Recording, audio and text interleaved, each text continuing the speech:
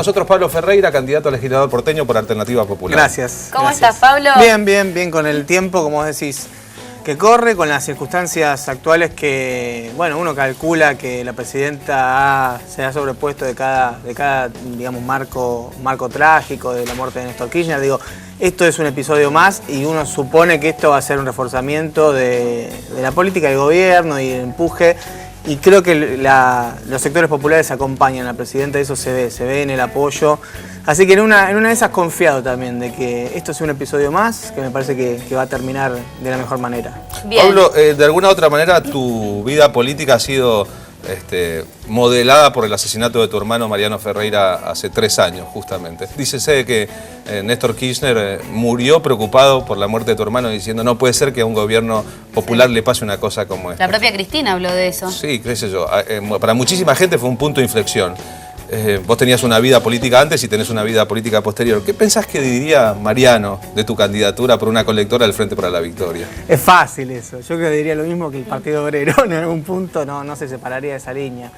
No creo que, en este punto creo que en lo personal uno puede entender que, porque nosotros revalorizamos la política en mi familia, es una herramienta fundamental, uno posiblemente puede presumir que puede apoyar esa participación. Ahora, políticamente nos encontraría en dos proyectos diferentes y que, no digo en las antípodas, pero sí que representan otro tipo de estrategia política, por lo menos. ¿Y qué significa para vos haberte dedicado después del fallecimiento de tu hermano, del asesinato de tu hermano, a la política de una manera más activa, digamos, poniendo la cara?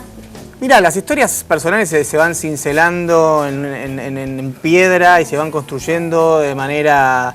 nadie puede predecir y determinar qué iba a pasar después de la muerte de Mariano. Realmente pienso que mi formación política ayudó a que podamos construir una referencia familiar fuerte sobre el asesinato de Mariano, que podamos entender que el asesinato de Mariano hay una cantidad de cosas que complejizan ese asesinato, hay una cantidad de cosas que hacen nodo en el asesinato de Mariano que muestran falencias estructurales del Estado, cuestiones que están sin resolver, muchas cosas se ven en eso. ¿Y vos de ahí sacaste la fuerza como para ahora llevar adelante todo este proyecto que nos estás contando? Sí, después de eso pasé por una etapa, más allá del profundo dolor que uno puede sentir, también uno entiende que tiene que tener una postura, y interpretando lo que sucedía políticamente en esa época, para el asesinato de Mariano, uno se sienta e interpreta que es necesaria una voz familiar que gravite muchas veces entre las posturas del Partido Obrero, o mismo la postura del gobierno. Me parece que era interesante tener una voz que pudiera aportar eso. Hay una tercera posición entre el gobierno, el Partido Obrero, totalmente, la patota sindical, es bueno decirlo, y en el caso de este caso, el de tu hermano,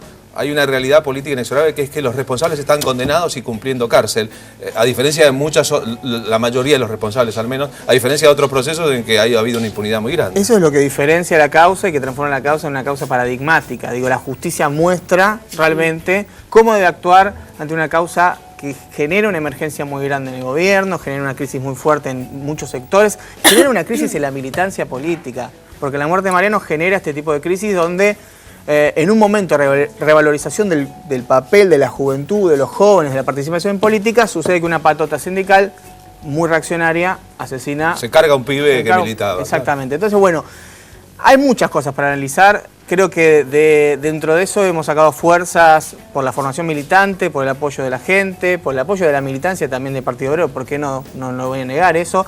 Y también por la posición familiar, ¿Crees a esta altura, perdona que es interesante saberlo, que a Mariano le tiraron al voleo y murió él o pudo haber muerto cualquiera que venía con él? ¿O le tiraron la bala a él porque lo identificaron como un militante? No, se disparó sobre un colectivo de trabajadores y de militantes políticos que estaban pidiendo el pase a planta permanente y ese fue el propósito de aleccionar a ese sector.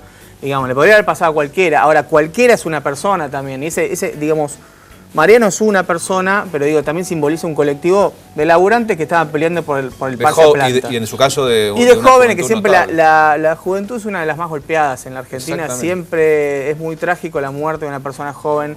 Y creo que ahí, hemos construido una historia a partir de eso. Por eso uno hereda cosas, uno viene con esto. Uno viene y no es casual mi ingreso a la política porque yo ya hacía política, pero uno termina amplificando y siendo lo que es. Yo después encaré una gran pelea en contra de la violencia sindical, la violencia policial, a favor de los derechos humanos. Sí, básicamente pediste justicia. Claro, pero también interpelando, digo, también a otros sectores que, porque pedir justicia se puede pedir justicia, pero también el asesinato de Mariano tiene que ser un muestreo de cosas que se pueden mejorar. O cosas que no se deben de repetir. A propósito de eso, el Partido Obrero está a las puertas de una elección que su propio número 1, Altamira, considera histórica. De hecho, han sacado el 20% de votos en Salta. Por ejemplo, ¿pensás que la causa de la muerte de Mariano o el ejemplo de Mariano influyen sobre la cantidad de votos que el Partido Obrero puede tener en esta elección? No, yo creo que es otra cosa. Creo que es la situación política del país, el clima político del país. Que hay una gran militancia que ha crecido, digamos, que la propia revalorización que hace el gobierno de las herramientas políticas, de volver a la política, romper la hegemonía del ostracismo ese de los 90, eso es el punto y la piedra fundacional para que todas las organizaciones políticas crezcan en la Argentina. Creo que ahí está el punto, no creo que tenga que ver con Mariano, me parece que ellos representan muy bien lo que piensa Mariano, lo que hubiera pensado Mariano en este caso. Pero digo, acá hay elementos que no solo son Mariano, digo, se ha roto con la política neoliberal y eso hizo que más pibes vuelvan a creer en la justicia, más jóvenes vuelvan a militar, digo, más jóvenes vuelvan a entender que la política es la herramienta que transforma la realidad. A vos se te ve pleno y satisfecho, como si estuvieras viviendo con esta candidatura y este momento político, un momento personal. Sí, se lo ve contento. Fuera de lo global, importante. Me pone muy contento, digamos, no mi candidatura, sino el colectivo de militantes que están detrás de la candidatura. ¿Quiénes son esos militantes que están detrás? Tenés compañeros de la Kiki Lescano, que es una agrupación que también lucha contra, digamos, la violencia institucional, sobre todo por el caso de Kiki Lescano, un pibe que mataron acá en Lugano. Hay compañeros digamos, hay cada una de las problemáticas que tratamos nosotros, tiene un compañero que lo representa. Hay gente del Hospital Borda, digamos, de los talleres protegidos, que sufrió el golpe, la represión del macrismo y la destrucción de los talleres protegidos. Hay gente, hay delegados sindicales, tenemos compañeros, digamos, de agrupaciones de género, porque también para nosotros la problemática del aborto es una problemática tratada en la Ciudad de Buenos Aires. Digo, cada una de las expresiones y fuertemente muchas agrupaciones que intervienen en el tema habitacional y de vivienda, que es un tema a solucionar en la Ciudad de Buenos Aires. Bien. Bueno, te invito a que compartas con nosotros lo que viene a continuación porque sabemos, ya lo estuvimos comentando aquí y la mayor parte de los argentinos ya está al tanto, que la presidenta se ha golpeado la cabeza, eso ha tenido una secuela y en consecuencia mañana tendrán que operarla en la clínica Favaloro. Pero parece que hay muchos periodistas, como decía mi compañero Carlos Polimeni, que se han jactado de lo sucedido y se han reído al respecto o han hecho monólogos, quién sabe cómo, yo realmente no lo he visto, así que voy a compartir con todos ustedes un extracto de lo que pasó en el día de ayer en el programa de Jorge Lanata. Así es, usted estaba con Víctor Hugo en Canal 9, claro, en Canal 13 estaba imposible, como corresponde Jorge Lanata. En ese bonito programa pasaron algunas cosas como estas. Creo que el gobierno no puede sostener más el secretismo como política. Que no les sirve tampoco a ellos. Esto es porque la pregunta es ¿por qué tanto secreto? Claro. ¿Qué esconde ese secreto? Es probable que no escondan nada más, pero esconde demasiado una política de secreto. Otro hecho fundamental es que la caída que tiene Cristina ocurre después del resultado electoral.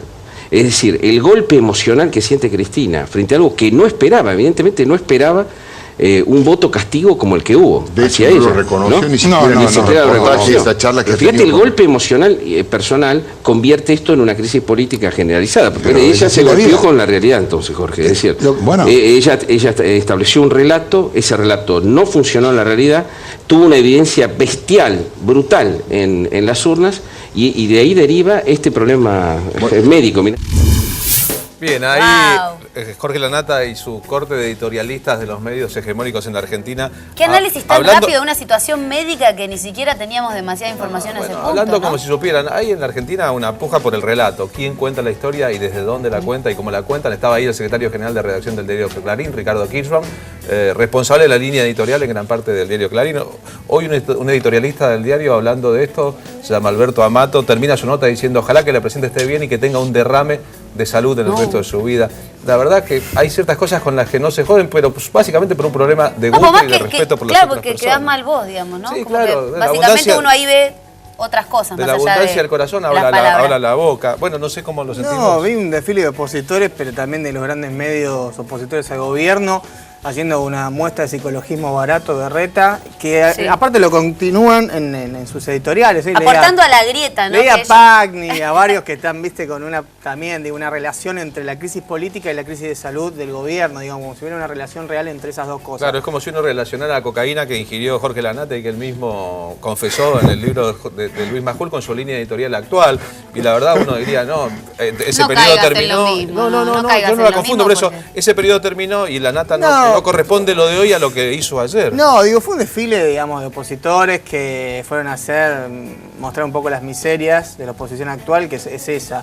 Básicamente la política antikirchnerista se destaca por hacer uso de cualquier herramienta para instaurar un relato opositor a este gobierno, que es un relato que tiene todos estos problemas, digo, es un relato que, psicologismo, digo, cuestiones que no tienen ningún tipo, me parece a mí, ¿no? Digo, esto humildemente, pero escuchar hablar a los editorialistas de Clarín ahí, hablando de este tema justamente de la salud de la presidenta con tanta liviandad. Bueno, igual, dicho sea de paso, no fueron solo ellos, ¿no? Escuché un montón de gente decir cualquier tipo de pavadas. Vamos a ir a lo importante que son las propuestas que vos tenés para... Eso sí es importante. Para los próximos días. Eso es importante. Y para lo que continúe. No, la verdad que la propuesta nuestra es muy local, digo. Entendemos que hay que jugar un partido acá en la Ciudad de Buenos Aires, en los límites geográficos de la Ciudad de Buenos Aires. Sabemos que nosotros apoyamos estos 10 años de gestión kirchnerista, de gobierno nacional y popular. Digo, y eso nos hace a nosotros tener un paraguas que nos defiende, donde no tenemos que estar mostrando examen, ni rindiendo examen, ni mostrando el currículum de lo tan... Digamos, que no vamos a ceder ni un milímetro en la conquista de estos años, ¿no? Pero lo interesante es ver que hacemos una propuesta bastante local. Pensamos en el porteño, pensamos en los porteños, en los habitantes de la Ciudad de Buenos Aires, pensamos en la vivienda, pensamos en la problemática de vivienda acá y la crisis de vivienda importante que hay acá. Pensamos en, digamos, propuestas que tienen que ver con tener una línea de créditos blandos, digamos, para poder llegar a la primera vivienda, a los sectores jóvenes que llegan a su primera vivienda, que no pueden llegar en este momento. Pensamos en la gente que está en las villas, e incorporar esas villas al trazado urbano con infraestructura. Pensamos en el transporte, en que se terminen las obras del subte, en que los pocos metros versus los kilómetros que iba a construir Macri se terminen, digo, que se terminen esas obras. Entendemos que hay una problemática muy grande de salud, de educación. Digo, las propuestas nuestras responden a la necesidad de cada una de las comunas y a cada uno de los integrantes de la lista que tiene una inserción en esa comuna y que entienden que hemos resistido durante estos años al macrismo, lo hemos resistido. Bueno, es hora ahora de pasar a una ofensiva y tener propuestas. Muchas gracias, Pablo, por haber venido a nuestro programa. Gracias. Sos bienvenido cuando... Y suerte en las elecciones. Bueno, gracias.